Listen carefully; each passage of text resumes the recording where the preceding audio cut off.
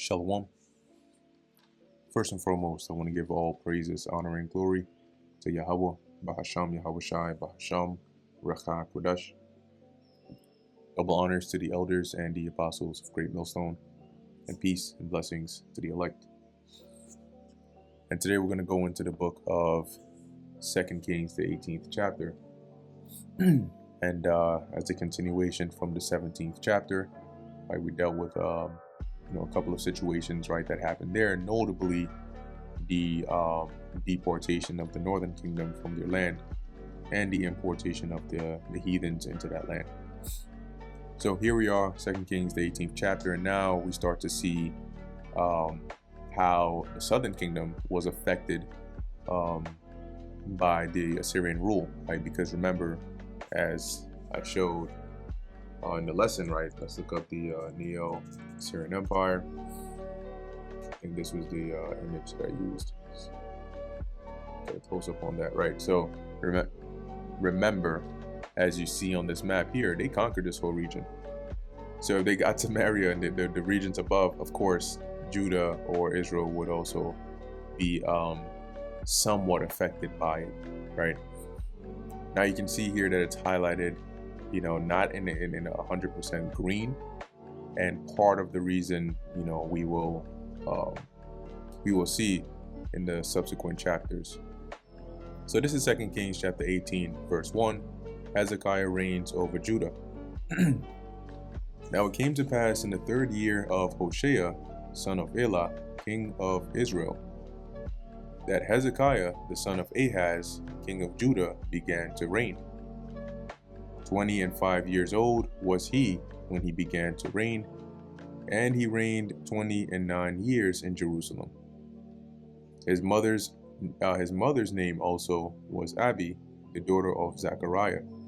So when he came into power, right, he reigned for a couple of years before the siege of Samaria, okay, ending up resulting in the northern kingdom being taken up out of there. Verse 3, and he did that which was right in the sight of the Lord Yahweh, according to all that David his father did. So Hezekiah was one of the righteous kings, right, you would say. He removed the high places and brake the images and cut down the groves and brake in pieces the brazen serpent that Moses had made.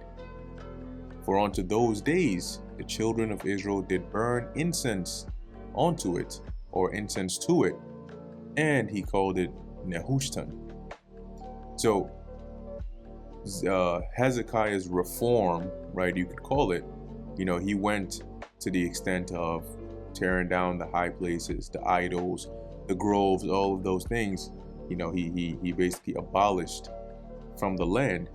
And here we find out that you had Israelites that were worshiping the brazen serpent that Moses had built, going back to the wilderness. All right, and I believe at that time he had mentioned, right, those that looked upon it, were spared, right, survived with the snakes, the serpents that were biting people. But as you can see here, they turned that into a degree of sacrificing and worshiping this brazen serpent, which was basically going off. And so he ended up having that broken up and destroyed as well.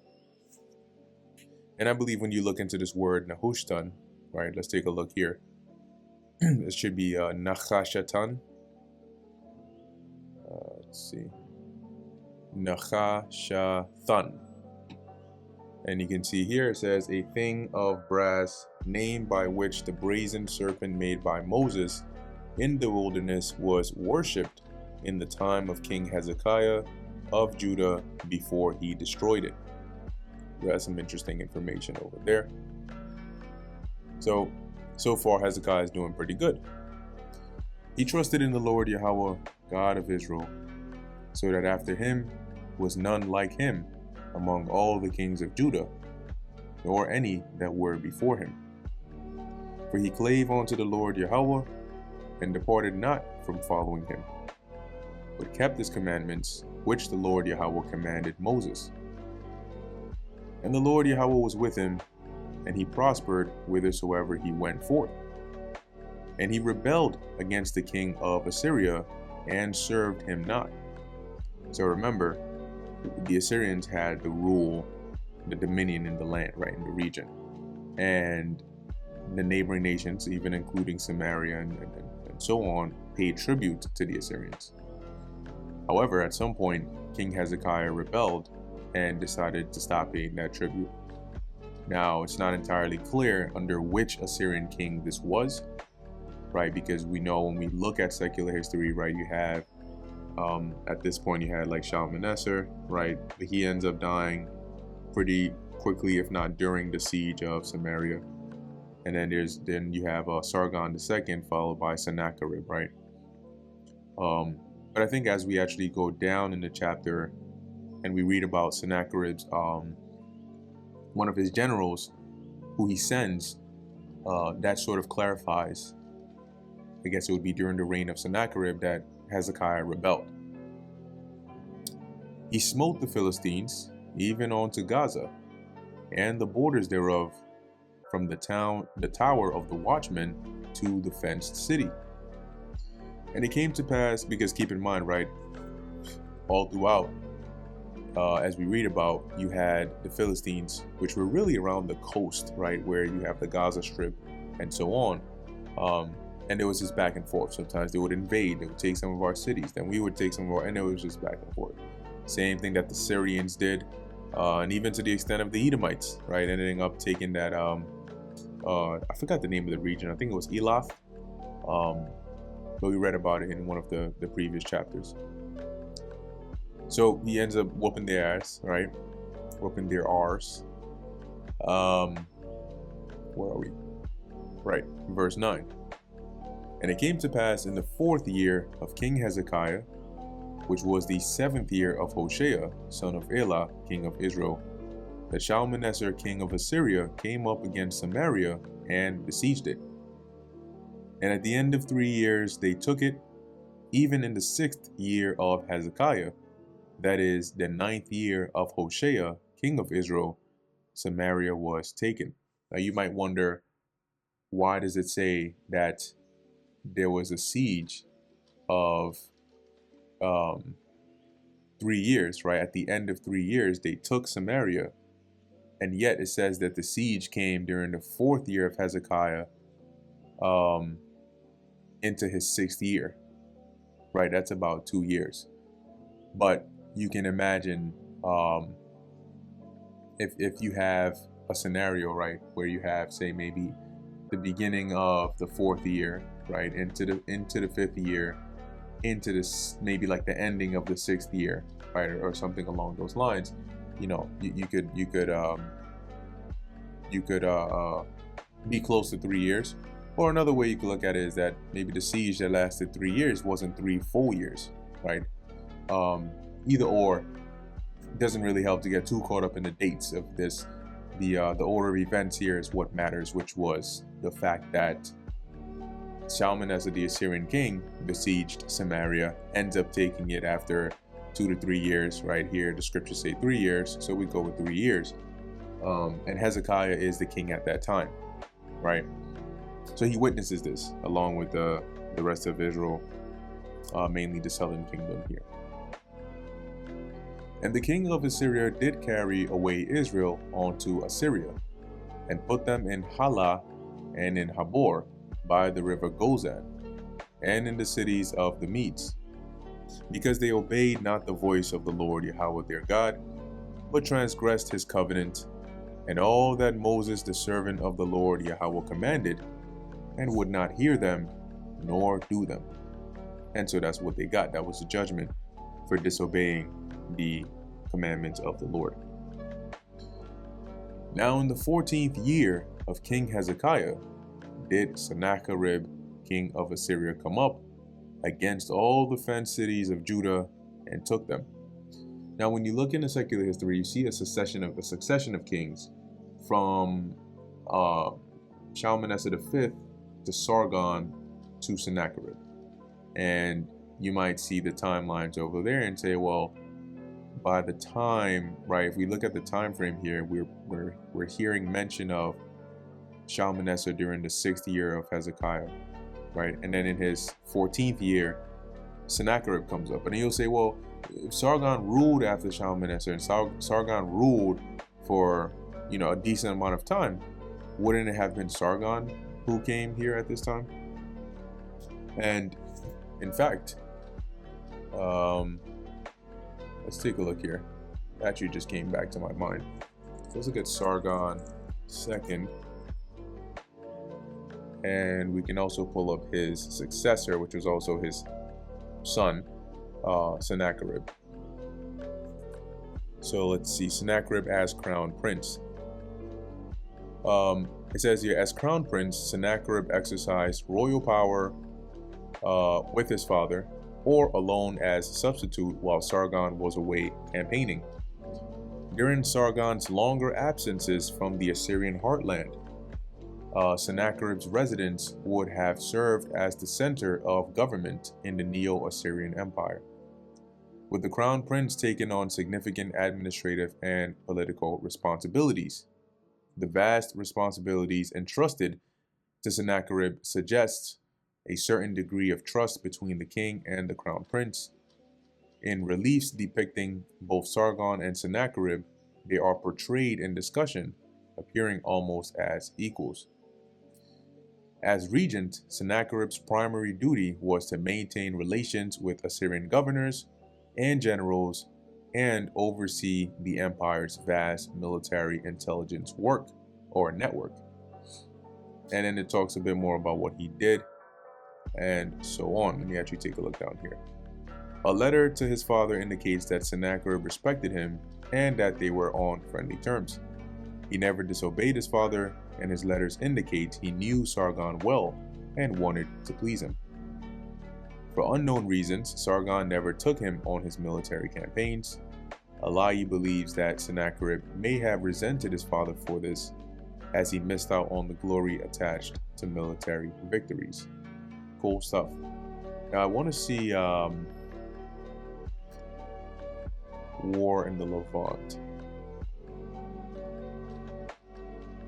Okay. I don't want to read all this here. But we know that Sennacherib ends up coming against us, as we're about to read. And I'm sure it's probably listed in here somewhere around what time that happened. So maybe it is after he officially became king and he succeeded his father. Maybe it was while he was crown prince, but more than likely the former than the latter. Either or, the point here is, you may say, well, the time period where Sennacherib comes to become king, right? He starts to reign. They place his reign right around 705 BC, right? And the siege of the siege of Samaria ends around 722 BC, right? So that's about what? That's about 705 to 720, which is 15, but 722 would bring this down to about 13 years or so, right? So if they place Sennacherib's reign around 13 years later, we see in the book of Kings here that it says Sennacherib came up against Hezekiah not even 13 years after the siege, right? But I bring out these points to sort of emphasize the original point that I mentioned, which is when you go through these accounts and you look at the secular history and so on, it's always important to keep in mind that when you're dealing with secular history or extra biblical sources, dates can be a very tricky thing, okay? Because a lot of it is approximations and circa, and so trying to go down a rabbit hole to pinpoint exact dates and match them up, you may end up confusing yourself or getting into a deadlock, right? Well, the scriptures say this, but in the secular history it says this. So what? At the end of the day, the point here is to understand what was going on here, right? Knowing the exact time of this guy, I mean, it helps sometimes, right, if it's accurate, but it doesn't really do too much, on that front, okay? Because our faith is already in the words of the Heavenly Father, right? So what that means is the Bible reigns supreme. So back to the context of 2 Kings, the 18th chapter, we're now here at the point where Sennacherib comes up, right? As it says here, the king of Assyria comes up against all the fenced cities of Judah and took them. So Lachish and all these other cities that we owned, he came and basically took them over. And Hezekiah, king of Judah, sent to the king of Assyria to Lachish, saying, I have offended, return from me. That which thou puttest on me will I bear. Meaning, I rebelled. Yes, I offended, but return from me, meaning like retreat, take your armies back, and whatever tribute, whatever amount you put on us, we'll pay it. And the king of Assyria appointed unto Hezekiah, king of Judah, 300 talents of silver and 30 talents of gold. And Hezekiah gave him all the silver that was found in the house of the Lord Yahweh and in the treasures of the king's house. At that time did Hezekiah cut off the gold from the doors of the temple of the Lord Yahweh, and from the pillars which Hezekiah king of Judah had overlaid, and gave it to the king of Assyria. And the king of Assyria sent Tartan and Rabsaris and Rabshakeh from Lachish to King Hezekiah with a great host against Jerusalem. So he sent them. You can imagine these guys being some high-ranking officials or generals in his army. So he sends them with this large host, this army, against Jerusalem. And they went up and came to Jerusalem. And when they were come up, they came and stood by the conduit of the upper pool, which is in the highway of the fuller's field. Now, the conduit is really just a passage of water, like irrigation. If you look up conduit, you'll see something like this, like pipes, for example. And these allow water or some other form of something to travel from one place to another, right? So, well, these are metal conduits here, but you can see here it says it's a channel for conveying water or other fluid. Likewise, you can use one for electricity and so on. So you can imagine the conduit here being some pathway by which water is flowing, as it says, of the upper pool, right? So yeah, they had pools.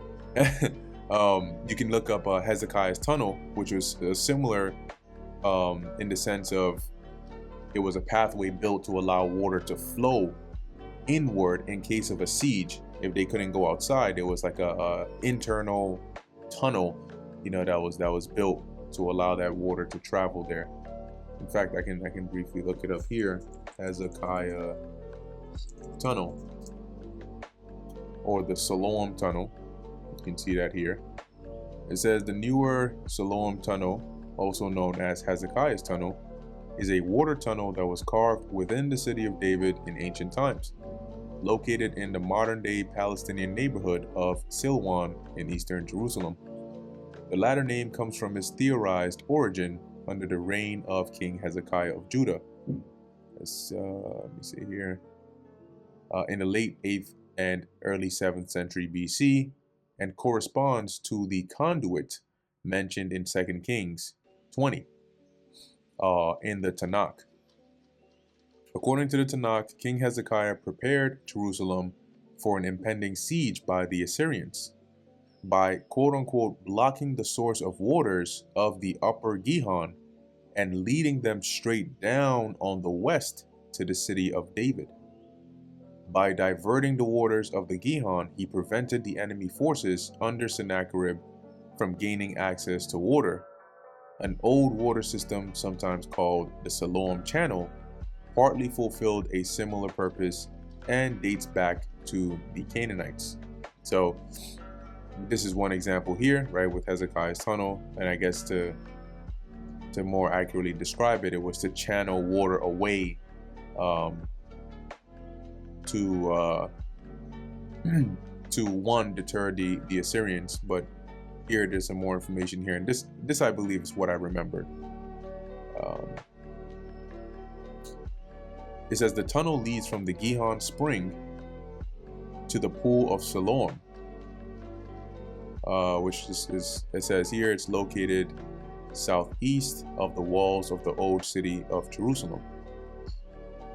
If indeed built under Hezekiah, it dates to a time when Jerusalem was preparing for an impending siege by the Assyrians led by Sennacherib. Since the Gihon Spring was already protected by a massive tower and was included in the city's defensive wall system, Jerusalem seems to have been supplied with enough water in case of siege, even without this tunnel. So it was like another measure of having that water there. And then there's more about it. You can read on that if you would like, but there's a bit of context for you. So you had here these Tartan, Rabsaris, Rabshakeh, they pull up, right, as it says here, and they stood by the pool, by the conduit, the pathway of the upper pool, which is in the highway of the Fuller's Field. Now, when you actually look up the Fuller's Field, or even just Fuller's, I typed it in here. It says here, Fuller's Field was a field near Jerusalem, where fullers washed, whitened, and dyed clothes, like a laundromat. The name comes from the Hebrew word Sedhe Kovs, which is likely not pronounced this way, but which means washerman's field. Located on the west side of the highway outside of Jerusalem, close to the upper pool at the head of the Hinnom Valley. Now, taking a look here at Fuller's, it says, a person who cleaned, whitened, bleached, thickened, shrunk, or dyed cloth, right?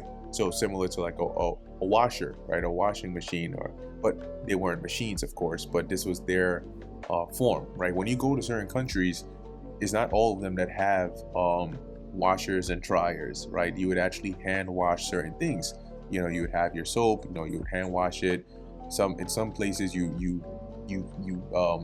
you smack the clothes against like this rock, you know, and then once it's clean, you can then hang it on some like wire or something and then let it sun dry. Okay. It says fullers cared for newly shorn wool or woven garments. The process of fulling often involved washing with lye and cleansing by pressure. So there's some context on the fullers and what the Fuller's Field was for. And when they had called to the king, there came out to them Eliakim. So now at this point, these guys, these generals, they've come with their army, and they're calling out for Hezekiah. So Eliakim, the son of Hilkiah, which was over the house, and Shibna, the scribe, and Joah, the son of Asaph, the recorder. And the recorder is one that, like a journalist, in the sense that he records the events, what's going on.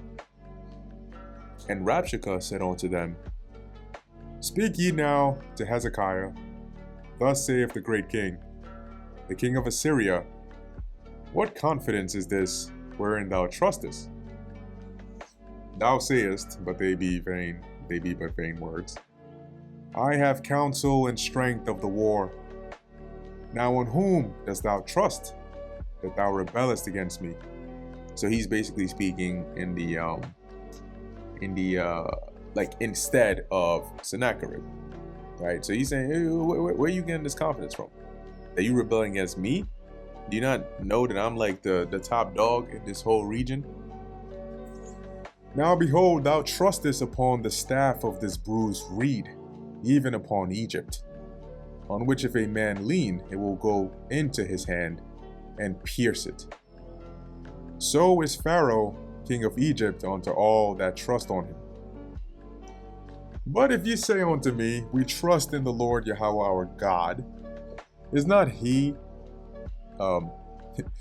that he whose high places and whose altars Hezekiah hath taken away, and hath said to Judah and Jerusalem, Ye shall worship before this altar in Jerusalem. So in other words, you say you serve the God. Now keep in mind that these Assyrians, they're speaking, especially in this sense, generally, right? They don't really know the God that we serve. So he's saying, Isn't this the God that Hezekiah just destroyed all his altars and groves and so on and so forth, saying that you're going to have to worship him at just one altar in Jerusalem? Little did they know that that's really what the Lord requires, right? Anyway, now therefore I pray thee, give pledges to my Lord King of Assyria, and I will deliver 2,000 horses, or deliver thee 2,000 horses, if thou be able on thy part to set riders upon them. And you can imagine at this point he's mixing in a bit of like taunting, right? To say like, you guys are so weak, right? Do you even have any horsemen? Do you even have enough to be able to if I gave you 2,000 horses, to be able to have people that can even ride them, whether it's a lack of skill or a lack of whatever? How then wilt thou turn away the face of one captain, or turn away the face of one captain of the least of my master's servants, and put thy trust on Egypt for chariots and for horsemen? Am I now come up without the Lord Yahweh against this place to destroy it? In fact, the Lord said unto me, go up against this land and destroy it. Now, when you look up in the Hebrew, the word there is Yahweh. And by him saying Yahweh, it doesn't necessarily mean that the Most High actually, spoke to him, right? And said, yeah, go and destroy Jerusalem, right? It could have been, but not necessarily. One possibility here would have been he's being, I don't even know if facetious is the right word to use here, but once again, in a taunting manner, right? Like, you trusting in your God so much. Well, guess what? That same God told me to come destroy this place, and know for sure that, guess what? That's what I'm gonna do. I'm gonna tear this place up, tore up from the floor up. Anyway, then said Eliakim, the son of Hilkiah, and Shibna, and Joah, unto Rabshakeh, speak, I pray thee, to thy servants in the Syrian language, for we understand it. And talk not with us in the Jews' language in the ears of the people that are on the wall. So they didn't want necessarily to spread panic or fear throughout the Israelites with all this that's going on. But Rabshakeh said unto them, hath my master sent me to thy master and to thee, to speak these words? Hath he not sent me to the men which sit on the wall, that they may eat their own dung and drink their own piss with you? And what that means is, do you think that Sennacherib sent me to just come and like keep this low key between just you and Hezekiah?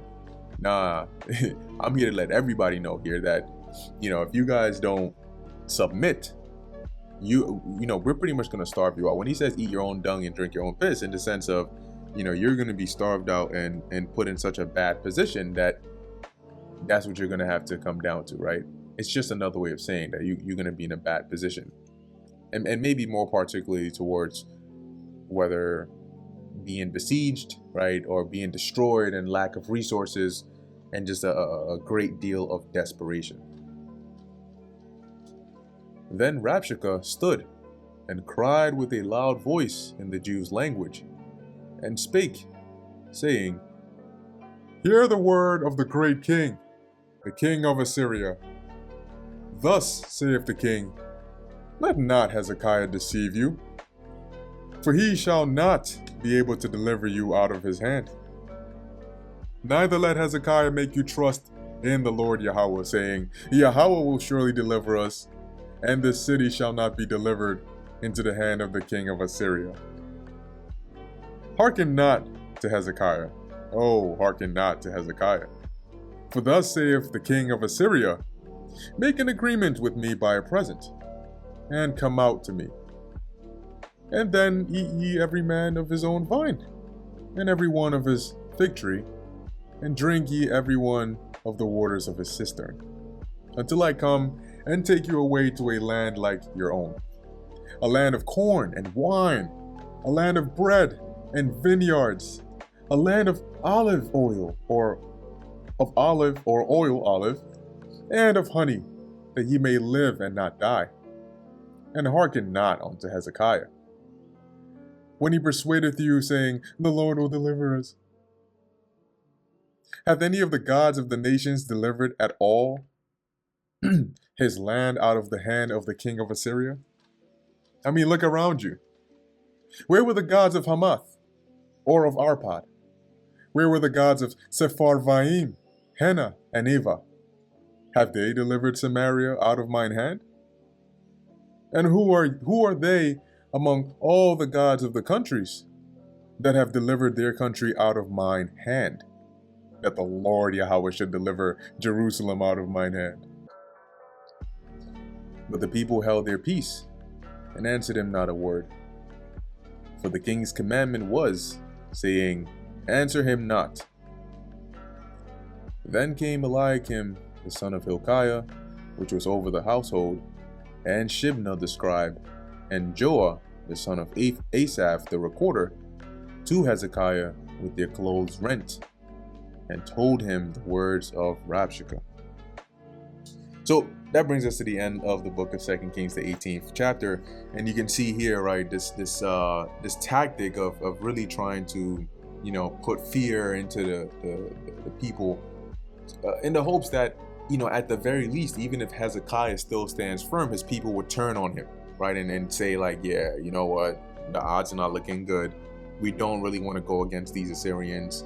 Let's just give in.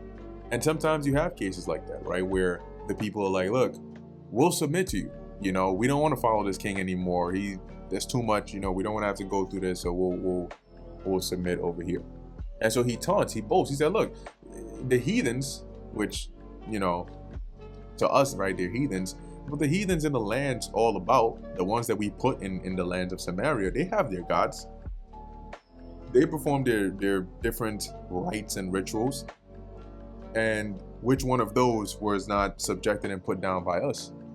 And you think you're so special that your God is going to be the one to deliver you? Look around you, right? Wake up and smell the coffee. And that's basically like this angle and this narrative in which was being pushed over here. So, like I said, we're now at the end of 2 Kings, the 18th chapter. Let's see what ends up happening here, right? And remember, as it says in the book of Wisdom of Solomon, for when men would not believe that thou art of a full power, thy makest that power manifest, right? I believe, roughly paraphrasing, it's something along those lines. Anyway, with that, I'm going to end it here. Lord willing, that was edifying to the elect. In closing, I want to give all praises, honor, and glory to Yahweh, Bahasham Yahweh Shai, Bahasham, Recha Hudash. And until next time, Shalom.